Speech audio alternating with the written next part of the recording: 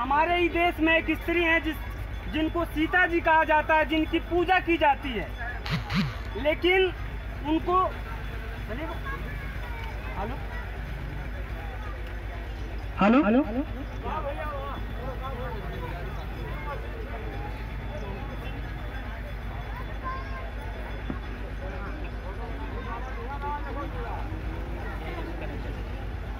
Current दीजिए, तो ये करंट दो भैया, करंट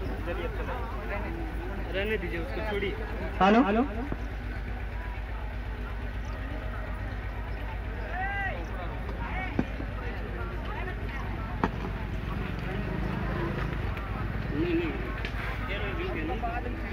देखिए, हमारे देश की व्यवस्था के बारे में मैं कह रहा था कि सीता जी को रावण उठा करके लेके गया, अशोक वाटिका में रखा, और हमारे देश में जो लिखने वाले लोग हैं उन्होंने कहीं नहीं लिखा कि रावण ने उनके साथ कोई गलत, लेकिन उसके बाद भी उसका पुतला फूंका जाता है।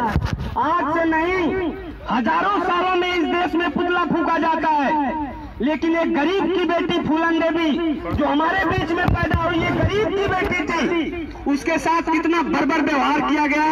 यहाँ पर जो भी लोग बैठे हैं, आप लोग किसी से छिपा नहीं है। इतना ही नहीं, एक महिला होती है, आप लोग जानते हैं कि एक फिल्म आई थी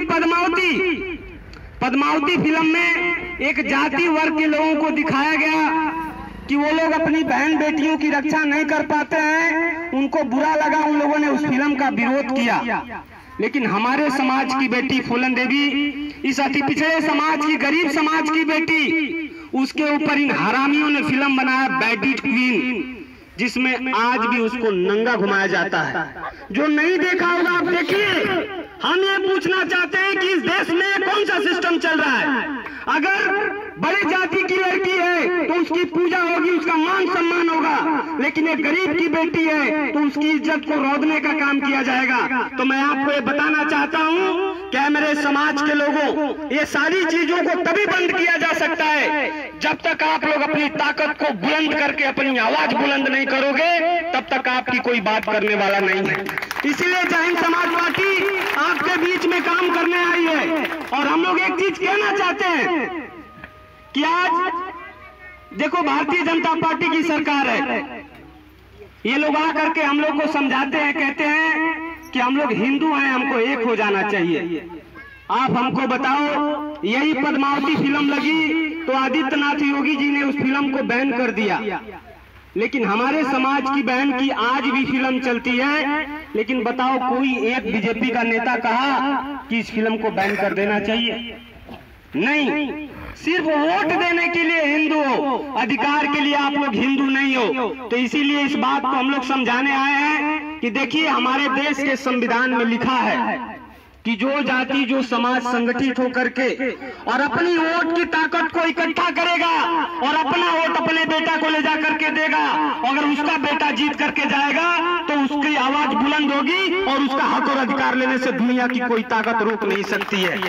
आज इस पटखौली ग्राम सभा की आप देखिए, बहुत दिन से आप लोग प्रयास करते थे, हम लोग आए, आकर के यहाँ 1 साल पहले से काम करना शुरू किया। आज आप लोग प्रधान बनाए हो अपना, जो ये मीटिंग ऐसी आपकी की गई है, बहुत प्रधान आपके बने होंगे, लेकिन आज तक कोई भी प्रधान आपकी ऐसी मीटिंग करने वाला नहीं हुआ होगा, इसलिए कि आप लोगों ने अपने गरीब के बेटा को जिताने का काम किया। तो इसीलिए हम लोग कहने आए कि देखिए, 2022 का चुनाव आ रहा है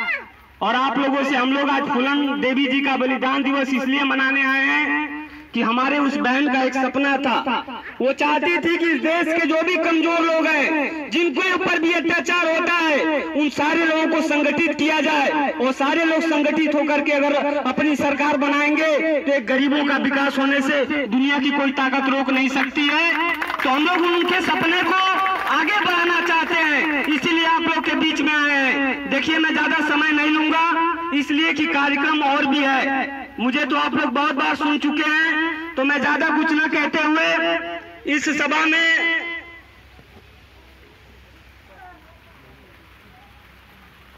जनवादी पार्टी के राष्ट्रीय अध्यक्ष जी को मैं आमंत्रित करूंगा कि वो आए और आकर के आप लोगों को